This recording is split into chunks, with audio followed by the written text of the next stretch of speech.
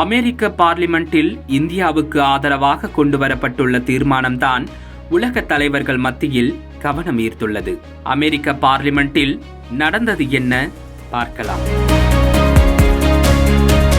சமீபத்தில் இந்தியாவிலிருந்து இறக்குமதி செய்யப்படும் பொருட்களுக்கு 25% வரி விதித்தார் அமெரிக்க அதிபர் ட்ரம்ப்.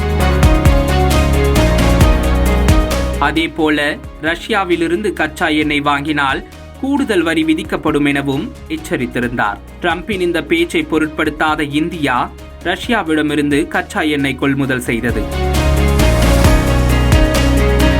இதனால் ஆத்திரமடைந்த ட்ரம்ப் மேலும் 25% கூடுதல் வரி விதித்து அதிர்ச்சி கொடுத்தார். ட்ரம்பின் இந்த நடவடிக்கையால் இந்திய அமெரிக்க உறவில் விரிசல் ஏற்பட்டுள்ளது.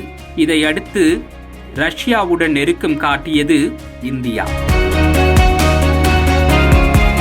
அமெரிக்க அதிபர் ட்ரம்ப் இந்தியாவுக்கு எதிராக எடுத்த நடவடிக்கைதான் ரஷ்யாவுடன் இந்தியா மேலும் நெருக்கமாவதற்கு வழிவகுத்ததாக அமெரிக்காவிலேயே பல்வேறு விமர்சனங்கள் எழுந்தன. அதேபோல எதிர்க்கட்சி தலைவர்களும் அதிபர் ட்ரம்பை கடுமையாக விமர்சித்து வந்தனர். வரி விதிப்பு விவகாரத்தில் இந்தியா அமெரிக்கா இடையே பேச்சுவார்த்தை நடந்து வருகிறது. இந்த பேச்சுவார்த்தையில் முழுமையான உடன்பாடு எட்டப்படவில்லை. அடுத்த மாத இறுதிக்குள் பேச்சுவார்த்தை முடிவுக்கு வரும் என கூறப்பட்டுள்ளது.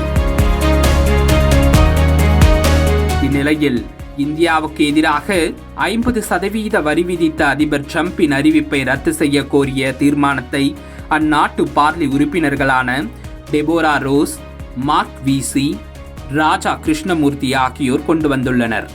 அமெரிக்காவின் வட கரோலினா, வட டெக்சான் உள்ளிட்ட மாகாணங்கள் இந்தியாவுடன் கலாச்சார ரீதியாகவும் வர்த்தக ரீதியாகவும் நெருங்கிய தொடர்புடையவை. ட்ரம்பின் வரி விதிப்பால் இந்த மாகாணங்களில் வசிக்கும் மக்கள் கடும் விலைவாசி உயர்வு, வர்த்தக பாதிப்பை சந்தித்து வருவதாக அவர்கள் குற்றம் சாட்டியுள்ளனர். இது குறித்து பேசிய அமெரிக்க காங்கிரஸ் உறுப்பினர் கிருஷ்ணமூர்த்தி, அமெரிக்க மக்களின் நலன்களையோ அல்லது பாதுகாப்பையோ உயர்த்துவதற்கு பதிலாக இந்த வரிகள் எதிர்விளைவுகளை உண்டாக்குகின்றன என்றும் அமெரிக்க தொழிலாளர்களுக்கு தீங்கு விளைவிக்கின்றன என அவர் குற்றம் சாட்டினார்.